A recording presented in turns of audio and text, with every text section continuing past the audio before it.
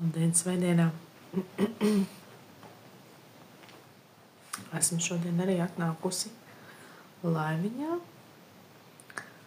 jo ir tādas savas personīgās mazās apņemšanās būt biežāk. Un šodien laiks nav pārāk daudz, bet kādu stundiņu šeit būšu. Kā varam parunāties, varam kārtīs ieskatīties, kas no kuram šobrīd aktuāls, bet vispār šodien ļoti skaista saulaina diena. Kā jums? Kam ziema, kam pavasaris? Rīgā ir vairāk pavasaris, bet tā gaisa temperatūra, manuprāt, ir atbilstoša tā kā, vismaz aizgājušajai ziemai, kas ir kaut kādi 3-4 grādi tikai, bet spīd saulīte. Bet skatījos, ka citur Latvijā ir arī tāda normāla sniega kārta. Ziema negrib atstāt. Viņa īsti nebija, vai ne? Un tagad viņa grib parādīt, ka viņa eksistē. Gandrīz īstenībā kā dzīvē ar cilvēkiem, vai ne?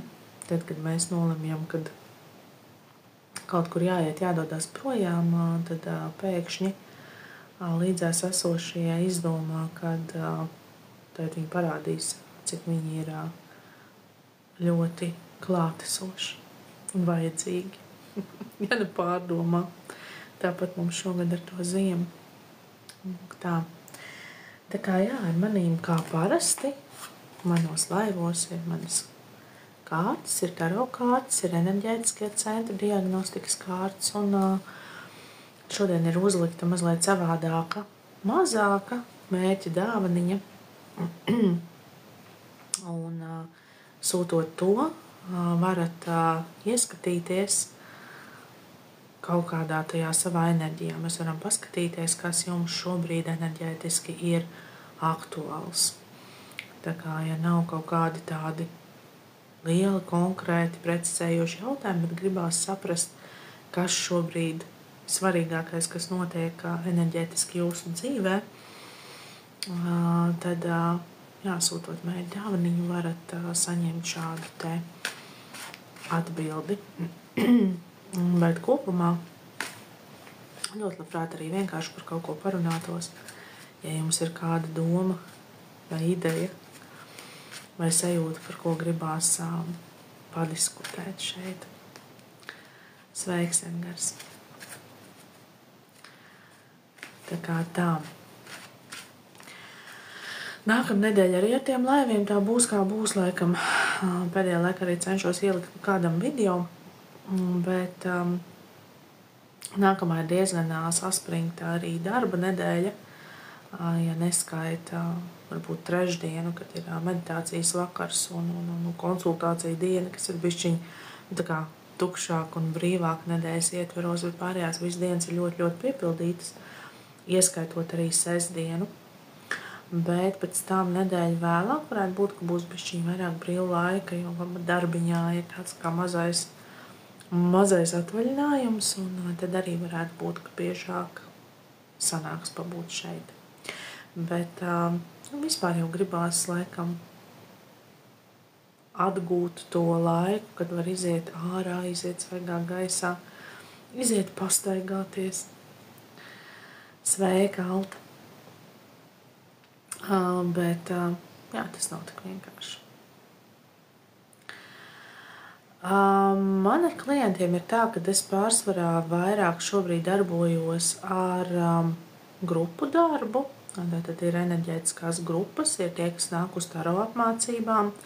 Tad katru otro sestdienu ir arī šo kāršu zīmēšanas apmācības, kas iet kopā ar mācībām par enerģētiskajām centriem, par čakrām, kas viņos mīt un ko tur var redzēt, ieraudzīt, kā to sajust, diagnosticēt, pēc tam arī tās pašas izveidotās kārtas izmantojot.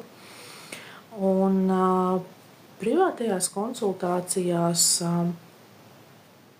es gribētu teikt, ka klientu ir pietiekami, tik cik man tam laiks atļauj, teiksim tā, jo ir vēl arī darbiņš, kas ir jādara paralēli tam visam.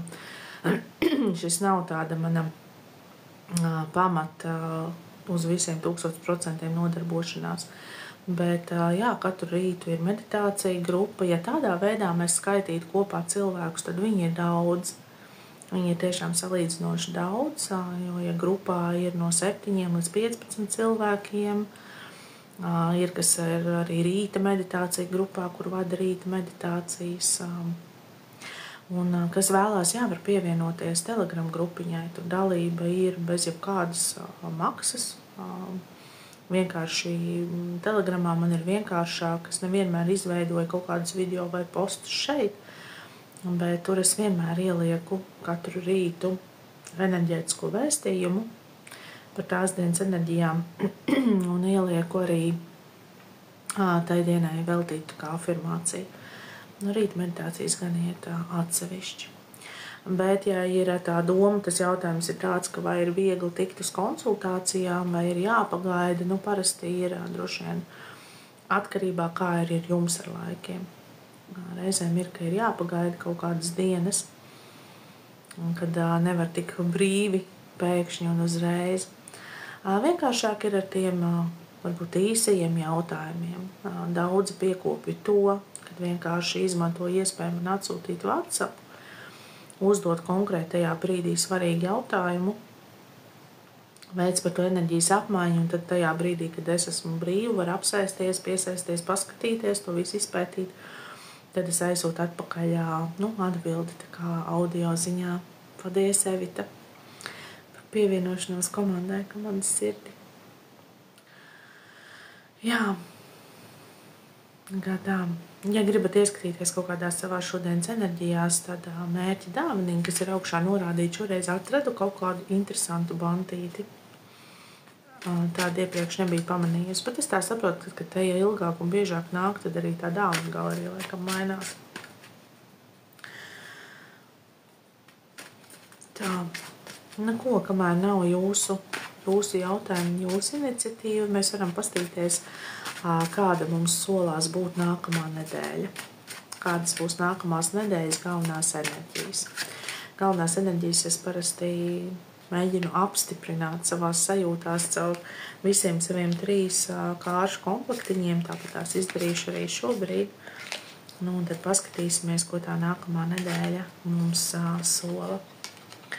Nākamā nedēļa patiesībā izskatās diezgan brīnišķīgi. Pirmkārt, ies savu vērtību novērtēšana, cik ļoti mēs sajūtam un saredzam to, kas mēs esam, kur mēs esam, kā mēs spējam novērtēt tos cilvēkus sev apkārt, ko viņi mums dod, ko viņi mums sniedz, kā mēs visā tajā ieguldamies un ko mēs saņemam pretī. Un šīs vērtības bieži vien ir par to, vai mēs esam saredzējuši un sapratuši, ko ir laiks mainīt. Un visgrūtāk mainīt ir mums pašiem sevi, un visgrūtākās transformācijas un pārmaiņas ir tās, kuras skar tieši mūsu enerģijas un mūsu enerģētisko lauku. Tas ir vai nu vibrāciju celšanās, vai kaut kādi citi šie enerģētiskie procesi, tos parasti mēs izjūtam visspēcīgāk. Jo tas, kas ir vienkārši fiziskās realitātes pārmaiņas, nezinu, tur mainās dzīvesvieta vai mainās darba vieta, vai pēkšņi pavasara nomaina ziema, vai vēl kaut kā mēs to visu izjūtam pārdzīvojumā, tā kā savādāk. Bet tad, ja tās mūsu sastingums un apstāšanās un ka kaut kas nenotiek tā kā mums tā kā gribētos, uz ko mēs tiecamies, tad es tūlītās piedodiet mīļie heiterotāji, bet es jūs bloķēju ņem nost. Jo mans mērķis nav sēdēt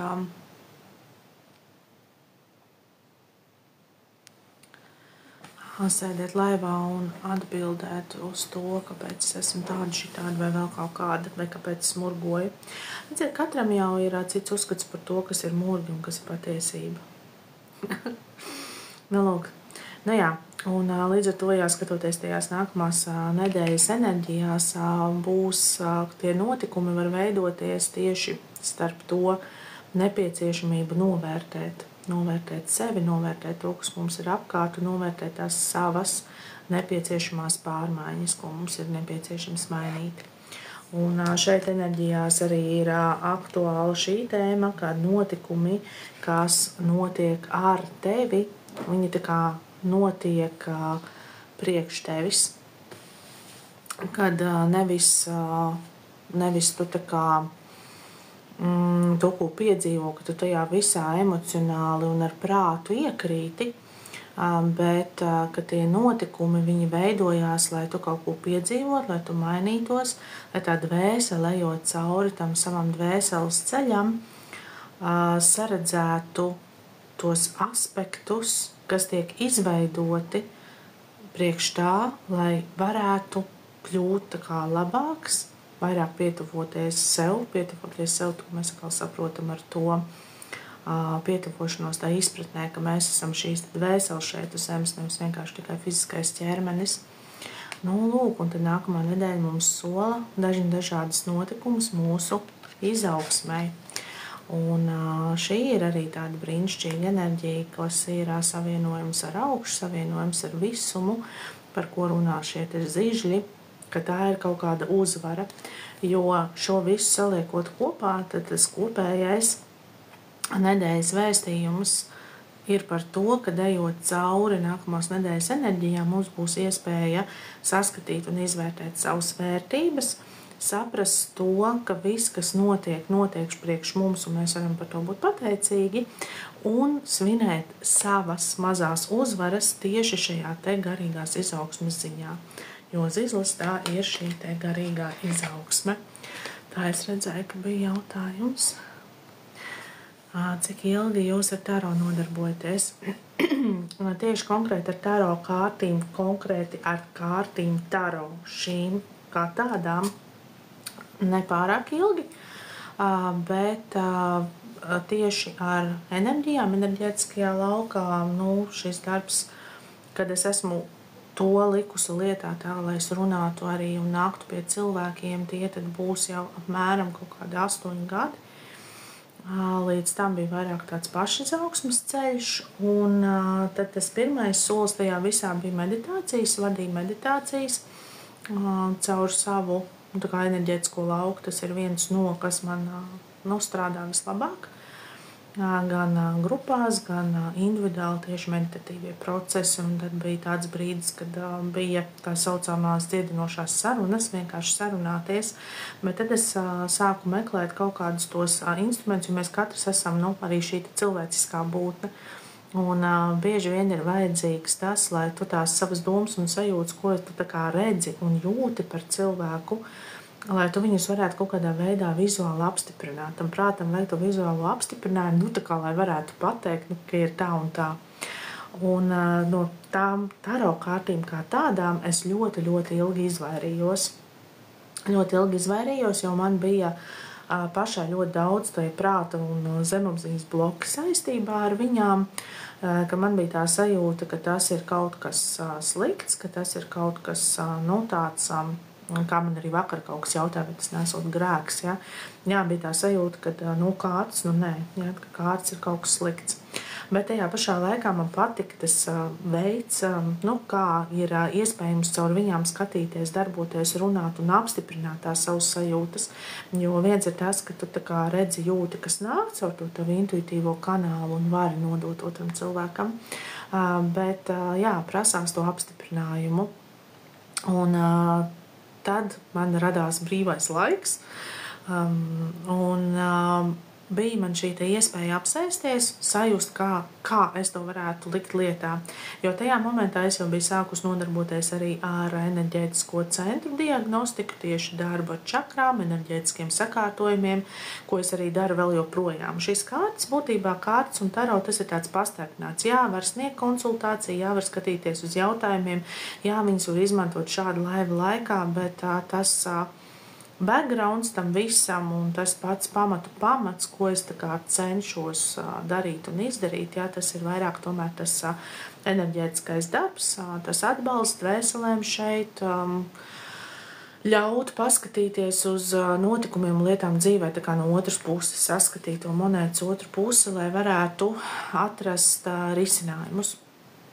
Un tad es jūtu, ka man pārsvarā piesaistās tie cilvēki, kas paši ir darītāji, kam pašiem ir tā kā ielikts darboties ar enerģijām.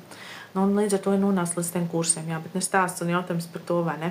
Jautājums par taronu. Lūk, un tad es radīju šo te, jo es no sākuma darbojos tā kā ar svārstiņu, kā ir ierasts tur skatīties cauri, vai saraksta, vai vēl kaut kā, jā, kas tad mīt katrā tajā enerģētiskajā centrā, vai tas ir aktīvs vai neaktīvs, kā tās enerģijas darbojās, un tad vienā brīdī es savienoju to savu vēlmi un sajūtu, ka es gribētu, lai man būtu kārtis, un tad es visas šīs lietas tā kā mēģināju salikt kopā, bet es to nesaucu par kaut kādu savu darbu vai savu ideju vai savu kaut kādu unikālu piegājienu, bet vienkārši tajā brīdī caur mani nāca tā informācija, kā to novizualizēt, padarīt praktisku, rokās paņemam un taustām, un es radīju šīs kārtas. Saukt viņus var dažādi, kas viņus sauc tur par orākulu kārtīm, kas vēl kaut kā, priekš manis viņas ir tieši enerģētisko centru diagnostikas kārtas. Tā tad ir visi 7 centri, katrā centrā ir 10 kārtas, un katra no viņām kaut ko stāsta. Lūk, un tad tajās sarunās un konsultācijās ar cilvēkiem, kas nāca uz tādām vairāk enerģētiskām praksēm, es sāku pamazām likt lietā viņas, jā, tā kā skatīties. Un tad es sapratu, ka viņas ļoti labi runā un stāsta par cilvēku pilnīgi visu. Palīdz ieskatīties dziļāk. Gan tajos notikumos, kas ir notikuši, gan tajos, kas notiek šobrīd, gan to, kas tā kā uz priekšu ir gaidāms, bet vairāk no tā aspekta, kas būtu jādara, jā, lai kaut kas tai dzīvē ietu, mainītos, plūstu savādāk. Un tad es kādu laiku darbojos caur viņām, tātad meditācijas, vispārējais tas viss palika, tad es sāku veidot kursus, kur dāmas pašas varēja zīmēt, vienkārši kungi nebija pieteikušies. Nesaku, ka viņi to nevarētu darīt, bet tad paši sāk arī zīmēt šīs kārtas, kur katras tās mācības, katra nodarbība ir par un ap tām enerģijām. Viens ir tas, ka tu to uzzīmē, bet otrs, ka tu to visu izjūti. Un tarot kārtas man nāca klāt salīdzinoši nesen, tad, kad es nezinu, vai es tajā brīdī jutos līdz tam izaugusi, bet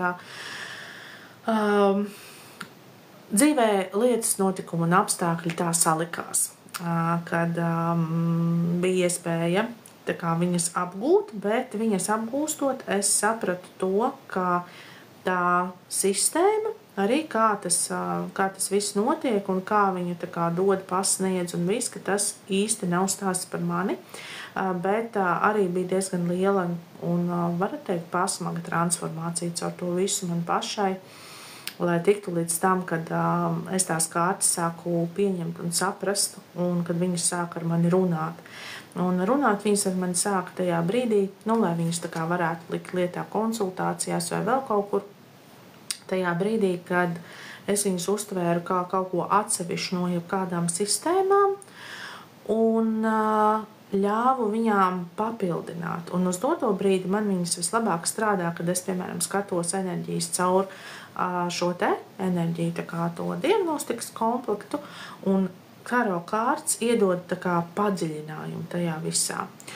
Un nesen sāku arī pati veidot un vadīt tarot kursus, lai palīdzētu, man šobrīd nāk tie, kas ir jau beiguši paši tarot, ir arī, kas ir grupā, kam tas ir pirmais tā kā pieskāriens un ieskats tarot pasaulē, bet mēs skatāmies visus tos arhetipus un to informāciju, ko viņa iedod un pastiprina to informatīvo kanālu, kas tev nāk.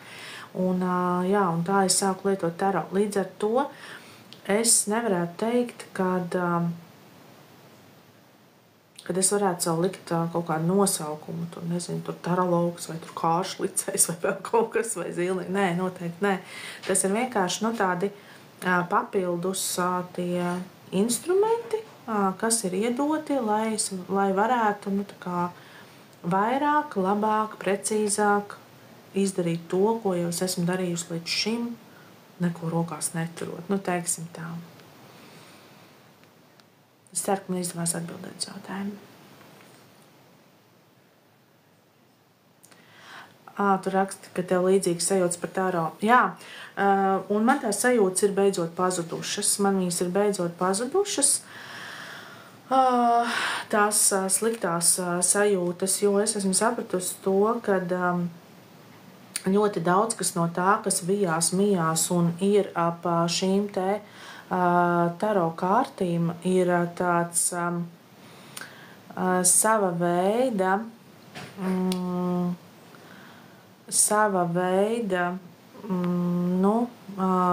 biznesa ielāpiņš. Tāda izveidota kārtīte, ka to nevar nākt, to nevar darīt, tur ir daudz tumšo spēku, viņi tur nāks, un tur būs raganu enerģijas, un tur būs, es zinu, kādas enerģijas, un tas viss ir padarīts, un arī viņas sāk zīmēt, bet jebkas, kas nonāk mūsu rokās, vai jebkas, kam mēs pieskaramies, viņš savienojās ar mūsu enerģiju, un viss ir atkarīgs no tā, kādu enerģiju mēs iedodam tam, ko mēs tā kā lietojam. Un paldies, Ilīti. Un līdz ar to es viņas vairs neuztveru kā kaut ko atsevišķu, kā kaut ko, kas kaut kur ir, vai ka tur ir tā velna kārts vai vēl kaut kas. Man tas viss sen ir izlīdzinājies un saplūdis jau ar to, ka tajā ir tā augstāko spēku gaismas informācija. Un tas, ka kāds viņu būs uzzīmējis melnu vai tumšu, vai vēl kaut kādu, vai savilcis kopā ar ko, kāpēc vispār kārti kā tādu, tas viss ir nosēdies mūsu zemapziņā, jo kas ir kārtīm? Kārts pirmkārt ir bijusi viena no pirmajām, var teikt, tādām azartspēlēm, kur kādu var apspēlēt vai apmānīt, vai tātad, kur cilvēki ir varējuši sabojāt savus likteņus.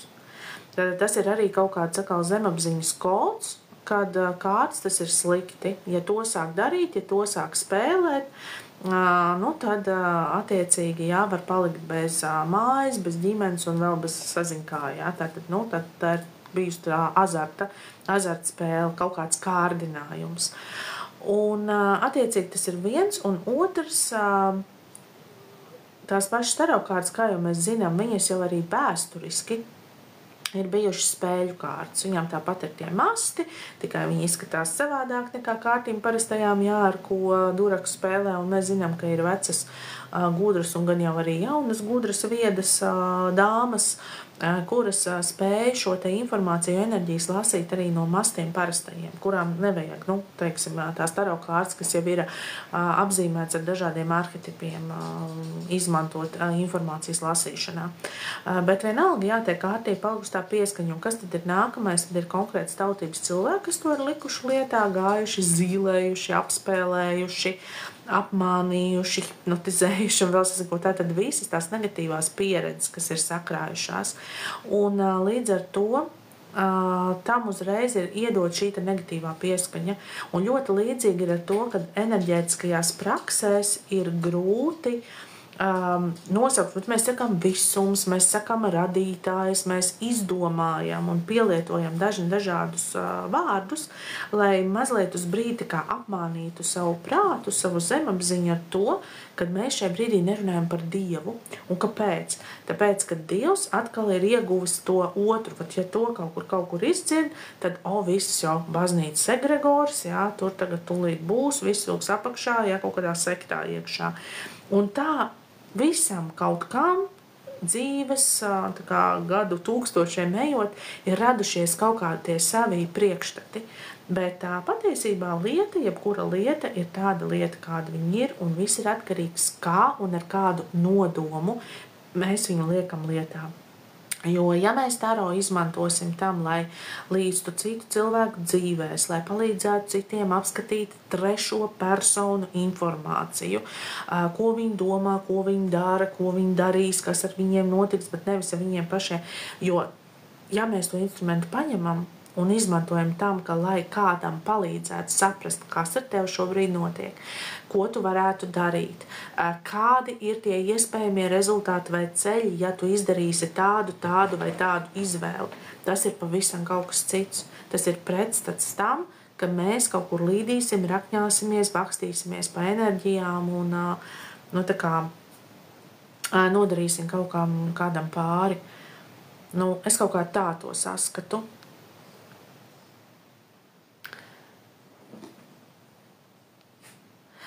Labdien, Kintija! Taro kursu cena ir 30 eiro par nodarbību, ja maksā pirms katras nodarbības, vai arī 200 par visu kopā. Bet ir dažādas iespējas. Tie, kas ir pa sestdienām, tie ir katru otro nedēļu, līdz ar to tā tur sanāk kaut kādi 60 eiro mēnesī, vai tagad būs tas intensīvais kursiņš, kur būs katru pirmdienas vakaru, 8 pirmdienas, tātad 2 mēneši. Tad tur var sareiķināt, kā sanāk.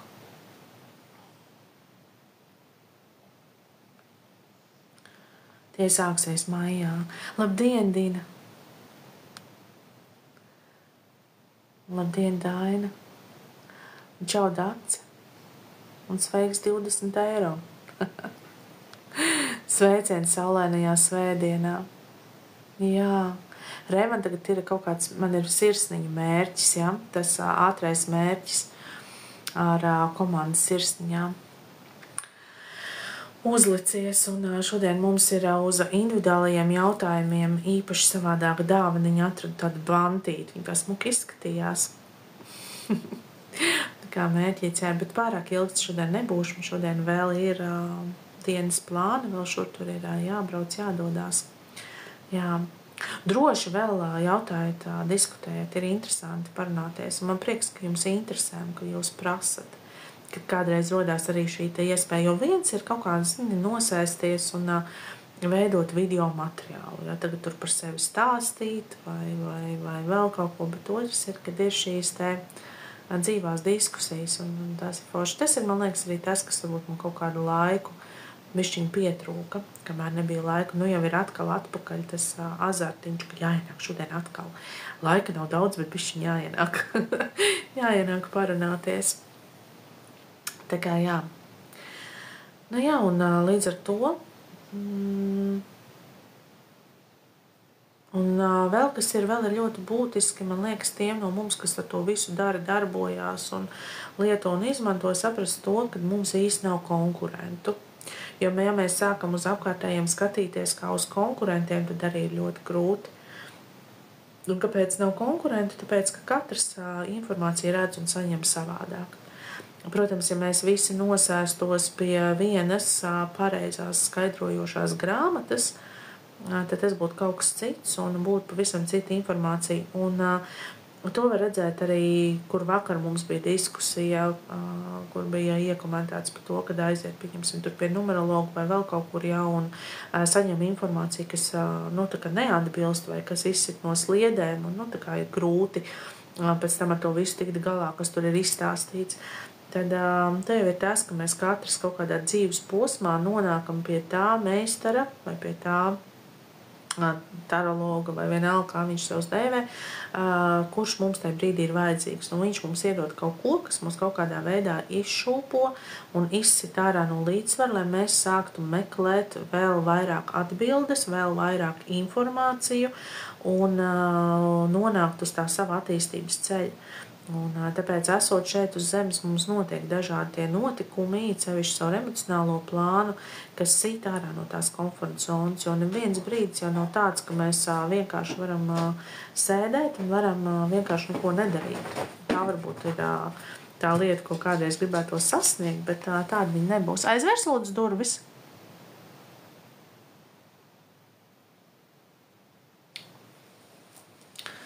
Tā kā tā. Un kas man pašai vislabāk patīk šajā visā, kad es esmu sākusi būt pateicīga par to, ka man vispār ir tā iespēja, kad es varu ieskatīties kāda cilvēka enerģijās, ieskatīties, kas viņa gaida, kā viņam iet, ka es varu būt klātesošs kaut kādos cilvēku izaugsmes procesos, redzēt, kā jūs tā kā mainaties, kā notiek tās pārmaiņas un kādi jūs ienākat sākumā, kādi jūs esat pēc laika un vēl pēc laika un vēl pēc laika. Un man arī ir prieks, ik pa laikam es redzu gan savas zīmētās kārtas, gan tās kārtas, kuras ir zīmējuši nākot uz kursiem. arī jau parādās arī sociālos tīklos, ja, kas viņas izliek un liek lietā. Tad tas nozīmē, ka viņas runā, viņas palīdz tā kā sajust un saņemt to informāciju, kura pie mums atnāk. Tas viss ir tā ļoti jauki. Es uzlikšu, lai jums redzam tie, kas grib dienas vēstījumu. Es laikam neko nevaru uzlikt, kamēr nav beidzies tās ekspresa akcija ar komandas sirsniņām. Pagaidīsim. Tur nevar redzēt mērķi dāvaniņu. Jā, un kaut kā tā. Jums varbūt ir vēl kādi jautājumi. Kāda tēma, par ko svētdienā parunāt. Ļoti labs jautājums bija mums pacēlies vienā no kursu grupām par to, ko darīt ar iegūtajām zināšanām. Tagad tu visu esi samācījies, ko ar to visu iesākt, kur tu to likt lietā. Kad iestājies tāds, man to visu darīt.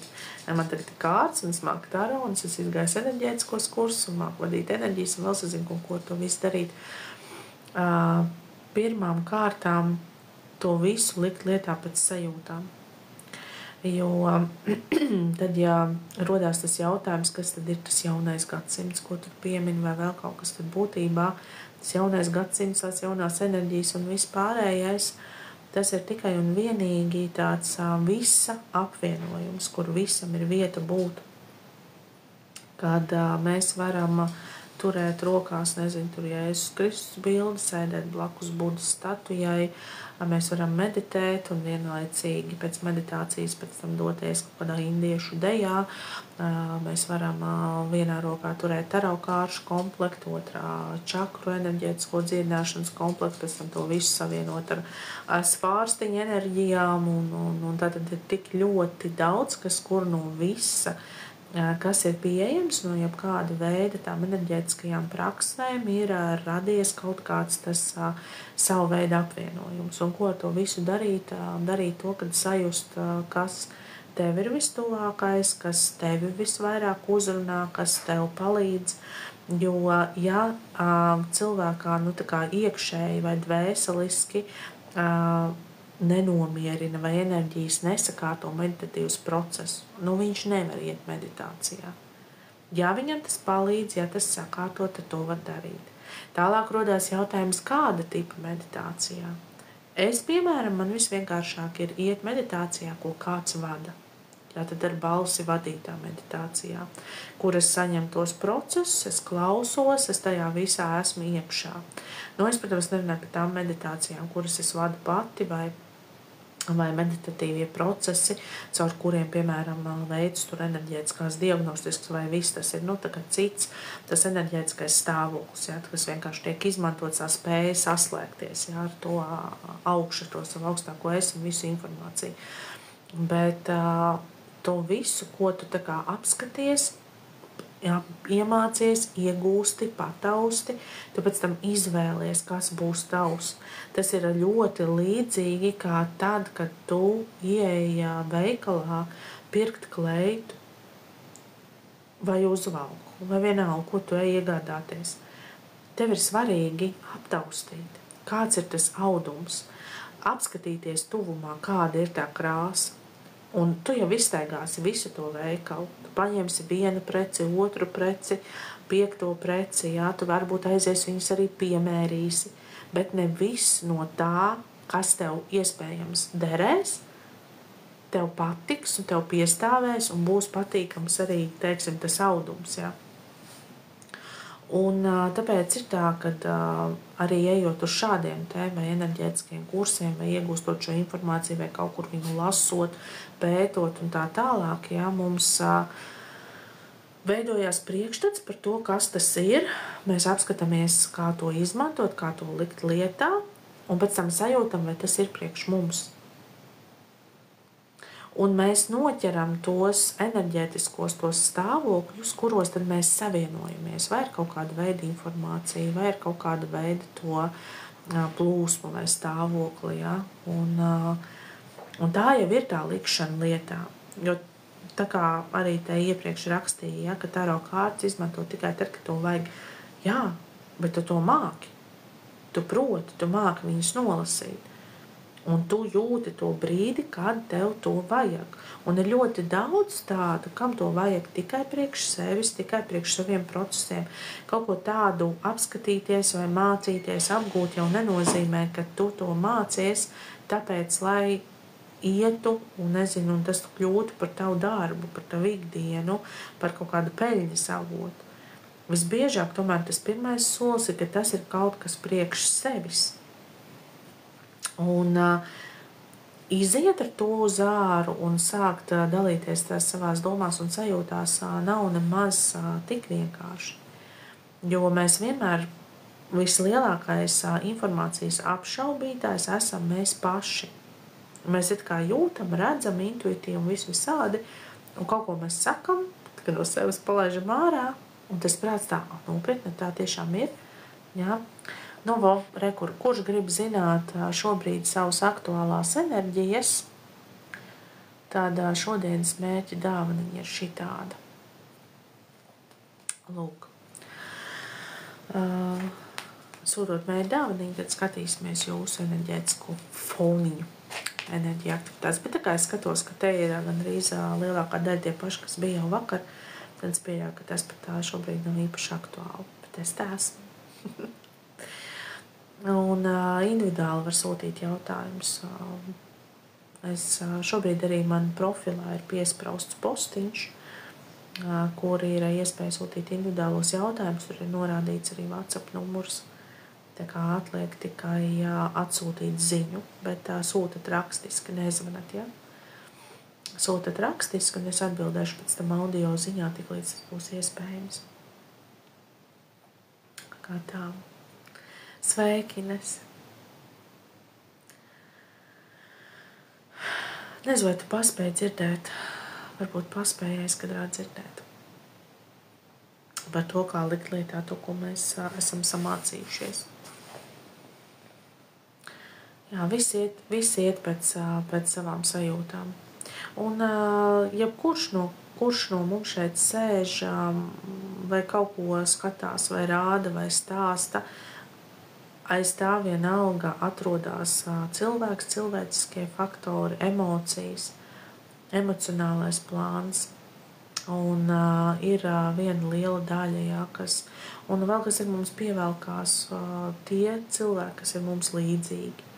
Un tā kā, ja ir šī vilkuma intuīcija, vai pat es ieraugu tieši tur tagad kaut ko rāda stāsta, jā, tad tur ir tas aspekts, kad tas ir kaut kas, kamā ieklausīties, ko priekš sevis sajust, saredzēt. Tad, kad iet cauri vispār tam kopējam informatīvajam laukam, šobrīd ir ļoti divas duāli pretējas plūsmas. Nedzirdēju. Duāli pretējas plūsmas. Viena ir tā, kas mainās, kas tā vibrācija laukā ceļās augšā, un visu, un otra, kas iet tīri tikai fiziskā plāna lietās. Un kas ir fiziskā plāna lietas? Tā ir nauda, fiziskās, ķermeniskās baudas un viss šīs lietas. Un pretīm ir atkal šie visi tie dvēseliskie, garīgie, tādi cita veida izaugsmes aspekti. Mēs visi esam tam visam pa vidu, un tad ir jautājums, kurās enerģijās jūtamies labāk, kurās mēs esam un atrodamies vairāk uz doto brīdi būtiski, ir pulcināt sev apkārt, būt kopā ar tiem cilvēkiem, kas jums ļauj enerģijās celties, pacelties uz augšu. Jo noslīdēt uz leju vienmēr var paspēt. Bet iet uz kaut kādu izaugsmi. Un tik daudzi jau arī ir, kas ir pa dzīvi, guvuši kaut kādas gan tās emocionālās, gan attiecību, gan visādāk citādāk veida, tās traumatiskās pieredzes. Un tad viņi turpina staigāt apkārt un mēģina tajā visā pavilkt līdzi vai padarīt līdzatkarīgus apkārtējos. Un tiklīdz ir kaut kādas līdzīgas pieredzes vai kaut kas, par ko mums rodās tas žēlums vai līdzjūtība vai vispārējais, mēs tā kā uz to pavelkamies un līdz ar to sapinamies tajās enerģijās un paši atkal tur paslīdam solīt uz leju. Tāpēc jau tas viss tā ir saveidots, lai būtu interesanti. Es tā mēģināju šodien iztēloties, kā tas ir, ka tā dvēsele, zin kā parasti saka, kā tā dvēsele nāca šeit uz zemes, un tad viņa visu bija jau izplānojusi. Visbiežāk par šo nākās runāt un atgādināt tiem, kam ir tās dzīves pieredzes, piemēram, ar adopciju, vai kur ir vecāki atstājuši. Un tad rodās jautājums, kāpēc? Un tur arī ir divi veidi enerģijas, kurās cilvēks var iekrist. Viena enerģija ir tā, kad tā pirmā sajūta, kāpēc mani pameta, kāpēc mani atstāja, tātad es jau no dzimšanas kādam nebija vajadzīgs un tā tālāk un tā joprojām. Šādi apskatīt to tēmu. Un otrs ir tas dvēseliskais aspekts, ka cik smalki dvēselē vajadzēja šo ceļu izplānot, lai tu nonāktu tur, kur šobrīd nonāci. Jo tātad tev bija jānonāk pie konkrētiem cilvēkiem, kuri tevi ietekmēja tavā ceļā, kamēr tu augi kā bērns. Ja? Un tātad tevi pārnesa, bet tev vajadzēja kaut kādu konkrētu ģenētisko kodu. Tu ieguvi konkrētu ģenētisko kodu, atnākot šeit uz zemes. Un tad tev vajadzēja nonākt pie kāda, kam nebija ģenētiskie aspekti, kas tev bija vajadzīgi, bet bija psihoemocionālie aspekti, kurus tev vajadzēja piedzīvot. Tāpēc tu nonāci citā ģimenē. Un tā veidojās jebkurš mūsu šīs dzīves notikums. Mēs nonākam un satiekam tikai sev īstos paredzētos cilvēkus. Un tā mūsu izvēle, patiesībā izvēle, ir, kā mēs uz to skatāmies un skatīsimies, vai mēs visu dzīvi jutīsimies kā upuri, kurus kaut kad pameta un paņēma pie tam vēl tādu ģimeni, kur labāk to nebūtu darījusi, jā, arī viss bija slikti, vai arī mēs uz to skatāmies, ka cik unikāli tā dvēsele ir varējusi izplānot to savu zemes ceļu šeit, jā, kā atnākt, kādam būt. Kādus iegūt gēnus, kur pēc tam augt, kādās vietās nonāk, kādās darba vietās strādāt, kādi cilvēki apkārt, ko atkal satiekam, ar ko kopā veidojam atkal nākamos kaut kādus ģenētiskos faktors. Ļoti interesanti. Un vesels plāns, ja mēs kādam jābūt scenārija autoram. Tā, kā tikt vaļā no vēlmes glābt, no emocionālās līdzatkarības. Emocionālā līdzatkarība un šī vēlme glābt, tā mums ir sirds centra, 4. centra enerģija. Zini, kas ir vēlme glābt? Tam visam pamatā ir tāds mazs knifiņš, kā es to jūtu. Es nesaku, ka tā ir taisnība, bet es to tā jūtu. Ja tev ir šī vēlme glābt un tu kļūsti par tādu kā līdzatkarīgu, kurš visu laiku kādu glābi, tas nozīmē, ka tev ir tā sajūta, ka tev ir jābūt gana labam priekš kāda vai priekš visiem. Tātad iekšā ir kaut kur vai no bērnības vai no kaut kurienes ir ielikts tas, kad tev ir jābūt priekšzīmīgai, tev jābūt teicamniecei, tev ir jābūt tā kā mīlētai, bet lai tu tāda būtu, tev tas viss ir jānopelna. Un lai tu nopelnītu uzmanību, lai tu nopelnītu mīlestību, lai tu nopelnītu pateicību, tu esi vēl gatavs darīt jebko. Un tas ir tāds tā kā viens no aspektiem. Otrs no aspektiem var būt, kad tā vēlme glābt uzrodās tad, kad mums šķiet, ka mēs redzam, zinām, jūtam un saprotam visu labāk un pareizāk, un tie citi, kas ir kaut kādās savās enerģijās un savos dzīves posmos vai atkarībās vai vēl kaut kur, ka viņi neko neredz, nezinu, nesaprot, vai vispār nepiedzīvo dzīvi tādu, kāda viņai jābūt, nesaka tieši un izglābšu. Bet visbiežāk tomēr ir tas, ka tajā līdzatkarībā un vēlmē izglābt mēs iepinamies tad, ja mūsos ir tā sajūta, ka mums ir visu laiku kaut kur sevi jāpierāda. Tā kā sevi jāpierāda, jāiegūst visu, tā kā bišķiņ ar varu. Un kā no tā tikt vaļā, ir iemīlēt sevi. Iemīlēt sevi, atkal droši vien kā to izdarīt vai ne, bet savas izvēles un savas sajūtas sākt likt par primārām. Un pārtraukt, mēģināt vismaz pārtraukt kāpt visu laiku uz vieniem un tiem pašiem grābekļiem.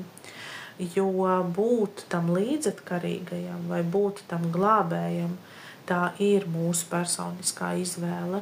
Mēs izvēlamies to darīt. Katru nākamo reizi. Mēs izvēlamies to darīt pat citreiz vairākas reizes dienā. Un tas var mainīties tikai tajā brīdī, kad kaut vienu reizi tu nolemsi, ka tu to tā nedarīsi. Un tas nav viegli, tāpēc, ka tajā brīdī, kad tev ir jāizlemj tā nedarīt, tevī būs visas tās sajūtas, kad tu jau nezini, kas notiks, jo tu esi pieradusi vai pieradis pie tā, kad, tagad, ja es rīkošos tā, kā no manis sagaida, tad viss būs kārtībā. Tad būs miers mājās, tad visi būs laimīgi, vilks būs paēdis, kāds būs knapi, bet dzīva, un viss, tā kā ritēs to turpinu ierasto gaitu, kā tikai miers, kā tikai klusums, kā tikai visiem labi, un pasniegšu visu laiku to roku.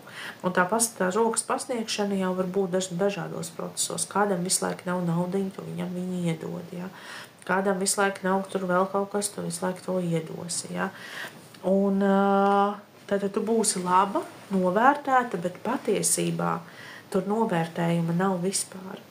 Pie mums pierod, ka mēs esam tādi cilvēki. To sāk uztvert kā mūsu tādu būtību, kad, viņi tādi ir.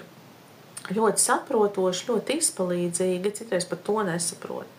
Vai pat nepasaka, vai neizjūt, bet vienkārši zina, ka tur vienmēr tas atbalsts būs, atnāks un es varu rīkoties jebkā.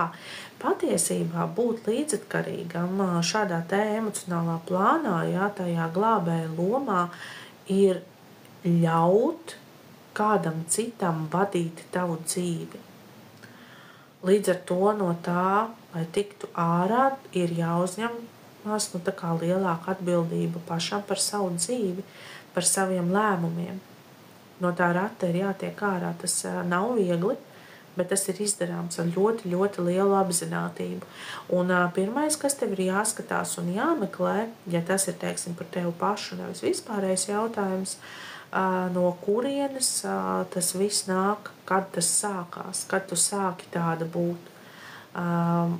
Tikpat labi var būt, kad kaut kur jau bērnībā visu laiku kāds bija jāsamierina, vai tur jābūt vidutājam starp mammu un māsu, vai vidutājam starp tēti un mammu, vai starp mammu un vecmāmiņu, vai vecmāmiņu un tēti, vai varbūt tur mammas māsu un mammas brāli, kaut kur viss ir bijis jau tad, jau nākus šī te pieredze, kad ir labāk būt par vidu, tā teikt mīļā, mierā labad, lai tikai tās situācijas nogludinātu, lai izvest, lai neviens neciest. Kāpēc mēs gribam kādu glābt? Jo mēs cenšamies uzņemties atbildību par viņa emocijām. Mums ir jāpārtrauc uzņemties atbildību par to, ko kāds cits jūt un kā viņš jūtās. Jo kāpēc mēs izglābjam, kāpēc pasniedzam roku? Lai viņš nejustos slikti, bet lai viņš tur nejustos vēl kaut kā. Lai viņš tur nebūtu tagad bēdīgs, vai mazliet, es nosūtīju netīšām kaut kam uzaicinājumu, es ļoti atvainojos. Tas tā nebija domāts, neapstiprinam. Vai tā tad mēs uzņemamies to atbildību, kā tas cilvēks tagad jutīsies. Un metamies ar to savu glābšanas riņķi, lai viņš nejustu sliktas emocijas. Nepaliktu bēdīgs, nesaskumtu, nesadusmotos, ja? Un tādā veidā paši sev dzīvi apgrūtinam. Tās attiecības jau no paša sākuma iesākās ar glābšanu, tā arī izpaužas, lai viņam nebūtu. Jā. Tā ir tā mūsu atbildība par otru. Mēs esam iedomājušies, ka mēs esam atbildīgi, čaulēnīti, ka mēs esam atbildīgs par otrā cilvēka emocionālo stāvokli. Un tāpēc visu laiku turpinam uzturēt to mieru, to harmoniju. Līdz ar to sanāk tā, ka patiesībā tā mūsu dzīve, tā mūsu kopdzīve, viņa sāk kļūt par ilūziju. Viņa ir iluzora, jo neviens, ne otrs tajā brīdī neizdzīvo to, kas viņam būtu jāizdzīvo. Un vēl, ņemot vērā, ka tu, Inga, esi tā ļoti vieda dvēsele, mēģini uz šo situāciju attiecībās paskatīties tā, kad kamēr mēs kādu glābjam, mēs neļaujam piedzīvot viņam viņa realitāti. Vai ne? Un mēs taču visu laiku uzliekam to ielāpu. Šampanietim ir pagrūt lasīt balts uz baltu. Jāvelk citu krāsu, es pat nezinu tagad, ko lai izdara. Skaties, es paņemšu pledu. Man gan te nav tik augsti. Un tagad jūs varat lasīt uz zaļa. Šitā ir labāk. Man nebija ienācis prātā, ka nevar vilkt baltas drēbes, jo nevar izlasīt baltas burtus. Tagad ir zaļš. Pamēģini iedomāties viņu kad katru reizi, kad tu atkal izdari to pašu soli, atkal to glābšanas soli, tu tam otram neļauj iziet viņa kaut kādu konkrēto mācību stundu. Viņš nepieredz konkrētu mācību stundu, viņš neaizdara kaut kādu, cik forši satapots 11,1. Kaut kādu soli, kaut ko nepiedzīvo. Un viņam atliekās kaut kas, kas viņam tā kā dvēseles ceļā būtu jāpieredz. Kaut ko jāatrisina. Tas visu laiku tiek atlikts, jo tu visu laiku aizēji kā tas glābējs. Visu laiku pamet to glābšanas riņķi. Un līdz ar to sanāk tā, kad, pieņemsim, viņam ir paredzēts, tas tā salīdzinājumam, ja, nevis kā fiziski, viņam ir paredzēts tajā un tajā datumā noslīgt, bet tu pamet glābšanas riņķi. Viņš būtu noslīdis ātri un vienkārši kaut kādā peļķē, vai vismaz slīcis un pēc tam ticis no viņas ārā, ja. Tu pamet to riņķi, tas process nenotika. Nākamreiz tu pamet to riņķi jau ezerā, nākamreiz tu pamet upē, nākamreiz tu pamet jūrā. Bet kādā mirklī viņš tagad nonāks arī tajā okeānā, kurā būs milzīga vētra. Un tikai tāpēc, ka tur tu beidzot netiksi klāt ar to savu glābšanas riņķi. Ko tas nozīmē? Tas nozīmē, ka ar katru reizi, kad tu kādu no kādas situācijas izglāb, tu viņa katru nākamo pieredzi padari, tā kā spēcīgāku, es negribu teikt sliktāku, bet spēcīgāku. Viņš nepiedzīvojot mācību stundu šodien, šeit un tagad, saņems viņu spēcīgāku. No sākuma viņi tur bakst ar smilgu, pēc tam ar zaru, pēc tam ar rungu un pēc tam veselu koku gāžu virsū. Tā strādā augšiņas. Un tas ir arī tikmēr, kamēr tu sapratīsi vai kamēr vienkārši tu vairāk nespēsi izpildīt glābšanas operāciju, jo tev tam nepietiks spēka. Ko tas nozīmē ilgtermiņā, kad katrā glābšanas reizē tu esi iztērējis savu spēku veltīgi? Kāpēc? Tāpēc, kad viņš to piedzīvos atkal. Viņam tās situācijas atkārtosies vēl un vēl un vēl. Līdz momentam, kad viņam pašam nāksies no viņas iztikt ārā, jo tu būsi beidzot savus spēkus izsmēlus. Un sanāk tad pirmkārt tev sanāk lieka spēka tērēšana, un sanāk, ka tu caur to it kā es tā turu to zaļo, lai jūs burts varat redzēt. Un tu caur to panāks to, ka viņa, teiksim, visas tās mācību stundas kļūs smagākas. Viņas tāpatās būs. Un tā var tērēt viens otru enerģiju ilgi un dikti, un patiesībā nepie kā labi tas nenoved. Bet tā savā ziņā nav upura loma, ko mēs uzņemamies otra dēļ, lai viņu izceltu no sāpīgām situācijām. Viss ir atkarīgs no tā, kā mēs tajā jūtamies. Ja mēs sākam justies kā upuri, tad var teikt, ka tu esi ieņēmis upura lomu, kad man nav citas izejas, un man taču tur visu laiku ir jāglābj un jāpalīdz, un man sēž uz kakla, un es esmu tādā savā ziņā dzīves upurītī. Bet ir arī cilvēki, kas vienkārši to uztver kā tādu savu misiju, un viņu tas nenogurdina, viņu tas nepadara pa upuri, viņš to vienkārši iet un dara. Jo viņam sanāk, viņam pietiek visa kā. Ja tas ir, pieņemsim, naudiskā ziņā vai vēl kaut kā, glābi, kāpēc nē, man tas netraucē. Bet tam otram paliek sliktāk, bet tur ir jāskatās uz to, jāsāk skatīties uz to, kad mēs, tā kā izdarām enerģētiskā ziņā, mēs izdarām sliktumu, nevis labumu. Liekas, ka tajā brīdī praktiski mēs esam izdarījuši kaut ko labu, bet tā sliktu. Un viss būs tā, kā katrs uztvers. Viens būs, kurš kritīs upurī, Sīma, tev taisnība, kurš uzvēls sev vai ne to upura lomu, bet varbūt arī tā, kad nejūtās kā upuris, bet tajā pašā laikā lieki tērē savu enerģiju, savus enerģētiskos resursus.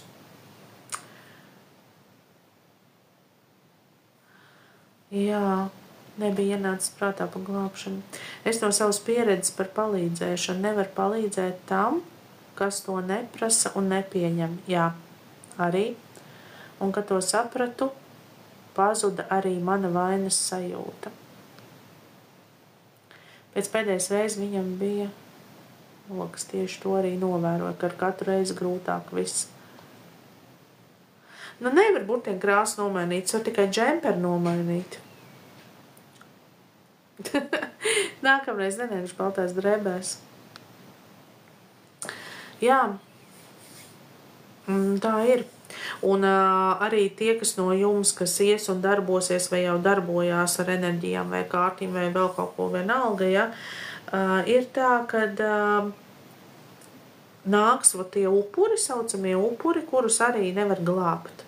Un tev liekas, ka tu jau pateici, tu jau apskatījies, tu jau izskaidroji, bet viņiem tie jautājumi būs atkal un atkal un atkal un atkal un atkal un atkal.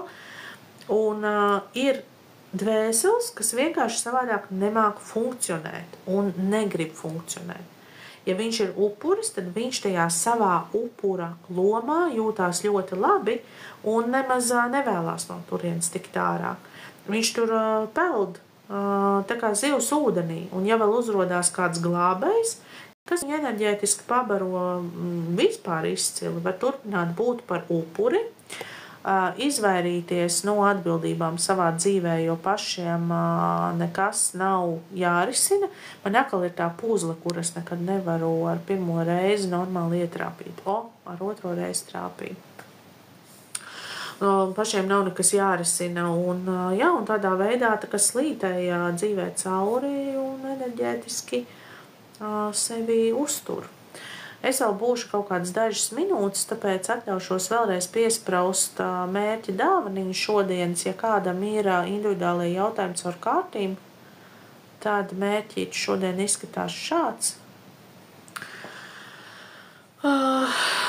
Bet tā ir ar tiem upurīšiem un glābējiem. Un vēl ir tas otrs sirds centra bloks. Viens bija tā vēlme glābt, un otrs ir, kurš tur atrodās pārliekas rūpes. Kad par kādu gribās ļoti, ļoti rūpēties, aizmirstot sevi. Jā, kad sev vairs nepievērš uzmanību, bet rūpējos par kādu citu, jā, tā ļoti un pamatīgi, un arī tur gadās, kad iekrīt gan tajā upura lomā, jā, kad tās manas rūpes ir tik ļoti vajadzīgas, un bez tām, nekādīgi, jā, gan jau, ka tas otrs tur nevarēs vispār izdzīvot un izķeparoties, jā, ja es nerūpēšos, Bet jā, tās ir būtībā bloķējošas enerģijas, ar kurām jātiek galā. Un tā kā Ines teica, kad vēl kas tur nāk līdzi vainas apziņa. Ja? Kad, es tā nedarīšu vai to neizpildīšu, kad es sāku jau justies tā kā vainīgs pie tā, kad neesmu to glābšanas riņķīti pasniedzis. Bet patiesībā būtu jājūtās vainīgiem pie tā, kā mēs esam noveduši līdz tam, lai tam otram būtu vēl trakākas tās dzīves situācijas. Un ļoti līdzīgi ir ar būšanu attiecībās, kuras jau ir savu izsmēlušas. Ja? Tas ir tās attiecību formas, ja, kur cilvēki ir kopā tikai tāpēc, ka jābūt kopā un vienkārši eksistē. Eksistē vienā telpā vai vēl sliktāk turpina eksistēt vienā gultā, bet viņu vispār nekas vairāk nevieno. Katrs jau sen dzīvo savu dzīvi. Un šādi enerģētiski turpinot būt visu laiku kopā, tiek apturēta šo cilvēku iespēja augt un attīstīties. Un viens vienmēr būs tas, kurš it kā saprot, ja, ka viss pietiek, jāiet tālāk. Bet otrs labprāt turpinās tā kā veģitēt uz tās enerģijas, ja, turpināt būt tajā laukā, jo tā ir ērtāk. Un tas arī ir tāds, ka tas, kurš zina un saprot un jūt, ka būtu jārīkojās. Un jārīkojās tāpēc, ka tu tajā brīdī ne tikai sev apturi to iespēju mainīt un mainīties, bet tu tajā brīdī arī tam otram esi apstādinājis iespēju piedzīvot savādāku dzīvi. Jo, lai kā tas neliktos, ja tev tur sēžu blakām, es nezinu, no rīta līdz vakaram dzer, un tev tas neder, un cilvēks neko no dzīves citu nesaskat, tas nenozīmē, ka tad, kad tu viņu palaidīsi vaļā, viņš nenonāks, pirmā bante, nenonāks kaut kur tur, kur viņam dzīve krasi mainīsies. Tad viņam tad neiedod to iespēju piedzīvot pieredzi, ka viņam ir jāmaina savu dzīvi, ka viņa dzīve varētu būt savādāk. Turpinot visu laiku pastāvēt līdzās tikai tāpēc, kad jābūt. Jā, redzi, apkārtējie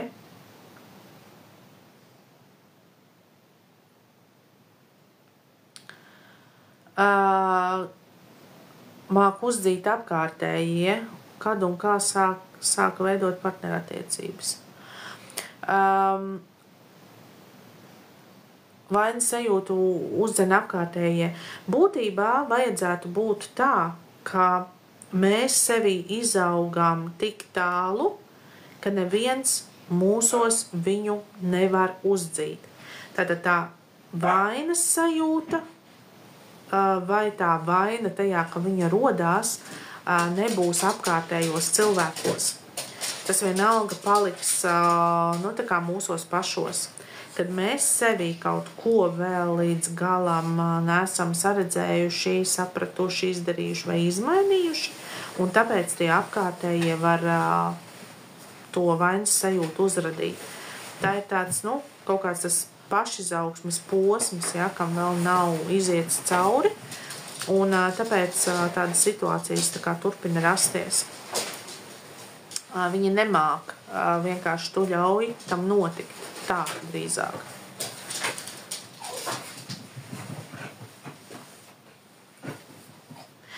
Tas ir jautājums, Inesīt, ko tu gribi, lai es kārtīs paskatos, kad un kā sākt veidot partnerattiecības, ja es pareizi saprotu. Aha, es pastīšos.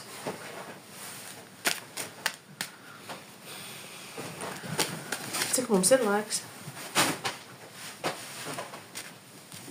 Ko?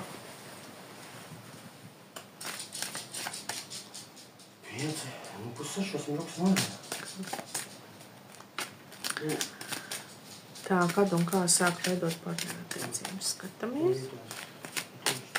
Vienkārši adresētam sazūšu reizēm.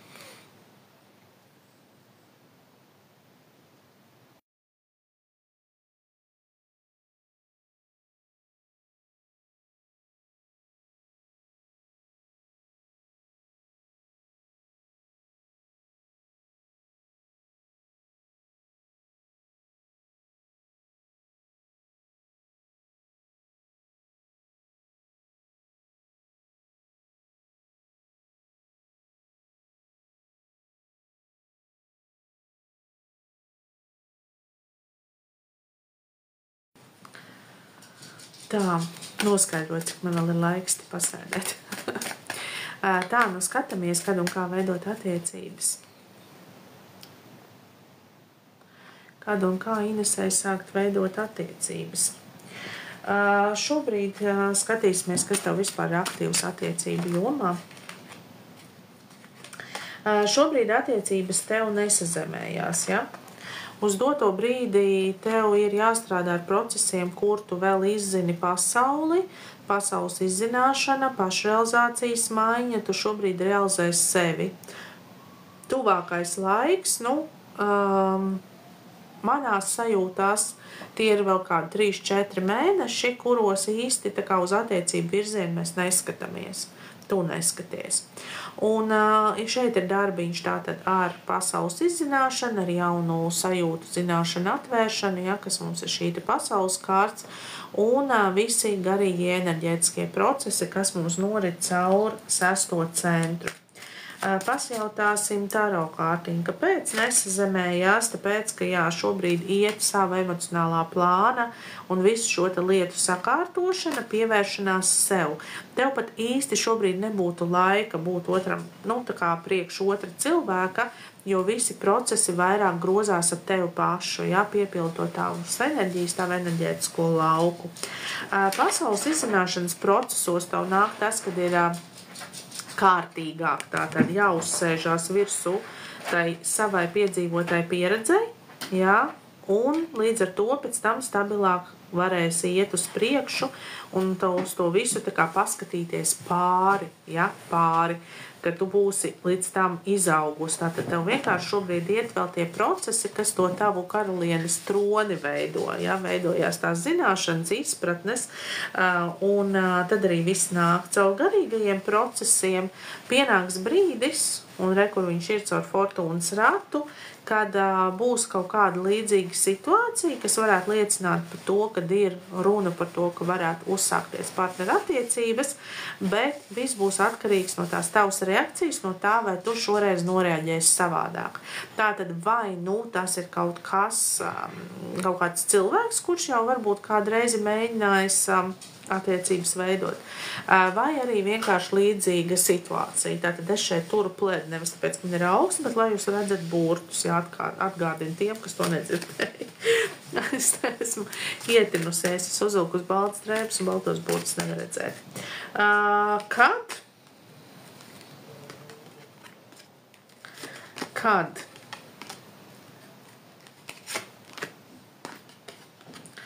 tad, kad tu tam būsi iekšēji spēcīgi un gatavi, tev atliks tikai uzsist knipi un viss būs kārtībā.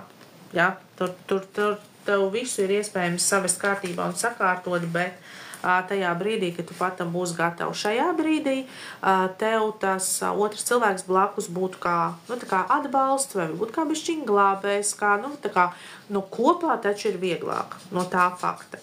Bet priekš tevis partnerattiecības ir paredzētas no tā otra skatu punkta, kad es esmu es, un kopā tas mēs ir daudz lielāks spēks. Tātad tev šobrīd ir jāvēro, jāaudzē savu iekšējo spēku, un tu sajūtīsi, ka tu būsi tam gatava, un galvenais to fortūnas ratu garām nepalaist. Tā, sveika, Dagnija, paldies par enerģijas apmaiņu. Vai mūsu attiecības starp Jāni un Dagniju ir trešā persona? Es paskatīšos, kas vispār šobrīd notiek jūsu savstarpējās attiecībās Jāni un Dagnija.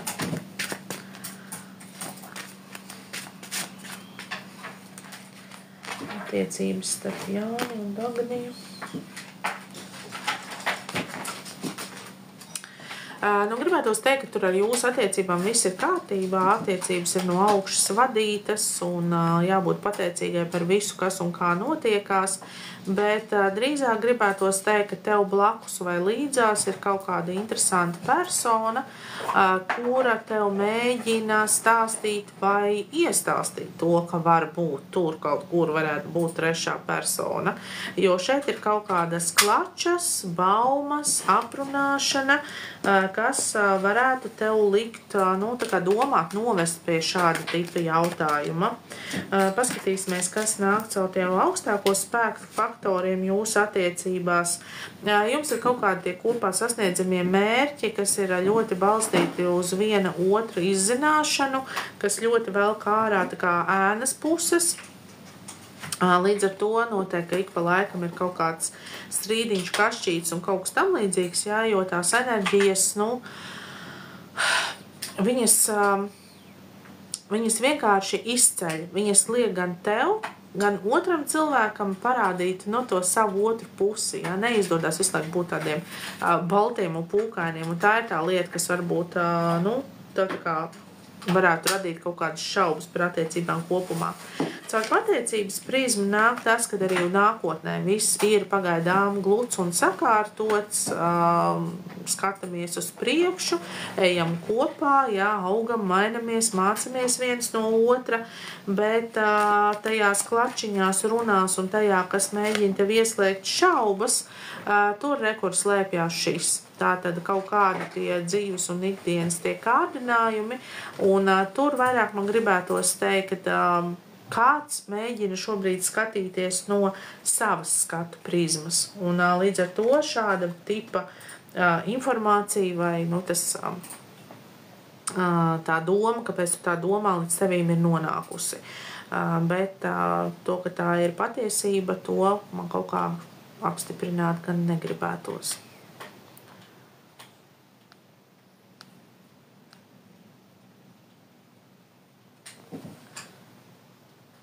Tālūk, Dagnija. Kādas tev pašai par to visu sajūtas?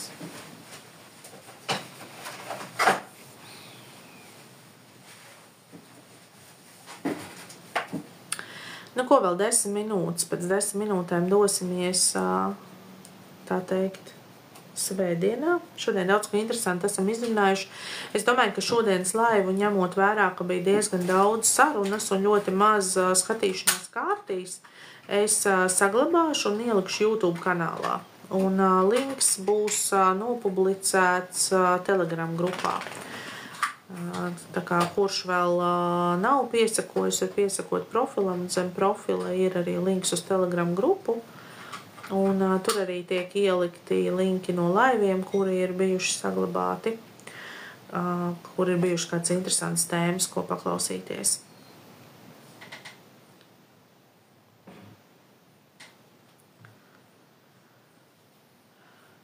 Tā, Simai ir jautājums. Tātad individuālajie jautājumi par mērķa dāvaniņu. Mērķa dāvaniņa mums šodien ir bandīte.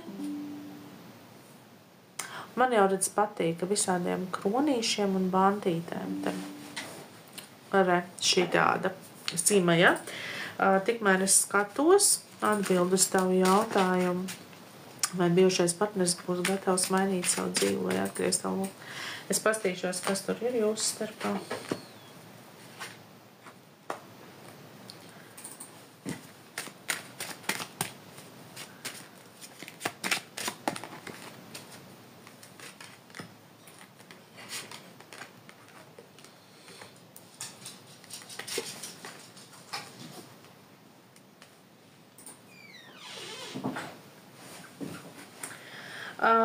Nu, izskatās, ka tur ir bijušas tādas, paldies, tev arī veiksmīgu dienu, tādas diezgan ugunīgas attiecības, tā šeit izskatās tādas straujas un daudz ko viņas ir devušas, par ko tu varētu būt pateicīga, bet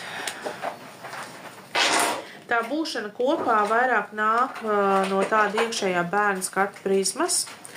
Un, nu, teiksim tā, tad, ja, nu, es tā teikšu vispārīgi, vai ne, tad, ja mēs gribam kādu izmainīt, lai viņš būtu tāds, kā mums ir ērti,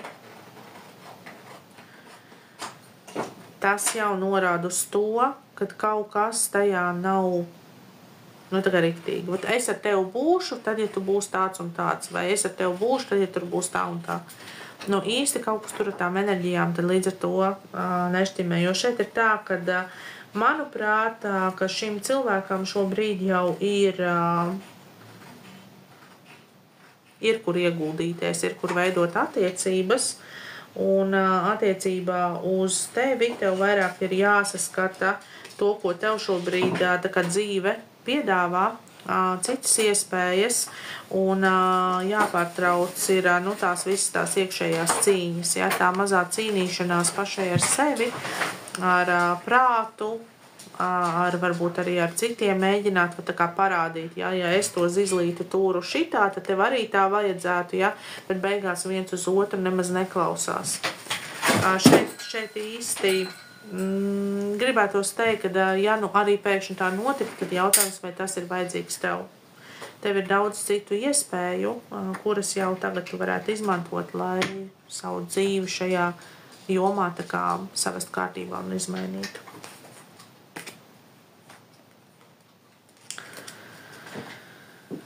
Tālūk.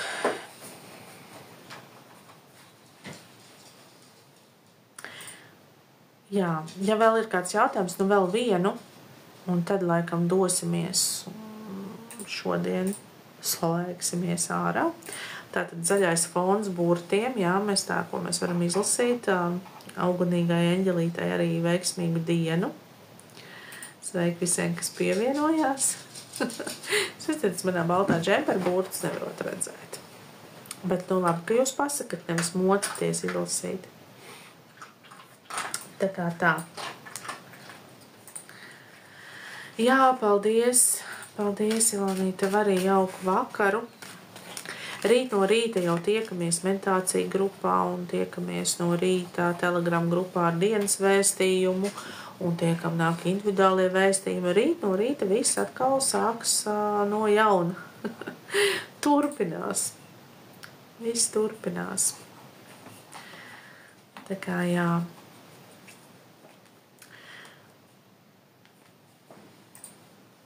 Labi. Es domāju, ka šovakar beidzam sarunas. Saglabāšu ierakstiņu, ielikšu, kā jau solīju, kā piesakojiet profilam un arī Telegram grupiņai droši pievienojieties. Tur no jums nekas papildus netiek prasīts. Tur tikai aktuālā informācija un dienas vēstījumi, kas no kuram tur būs aktuāls un interesējoši. Kā tā. Nu, labi, mīļie. Ilona, Daina, Dace, Inga, Dagnija, Inese un visi pārējie. Novēlu jums jauku vakaru.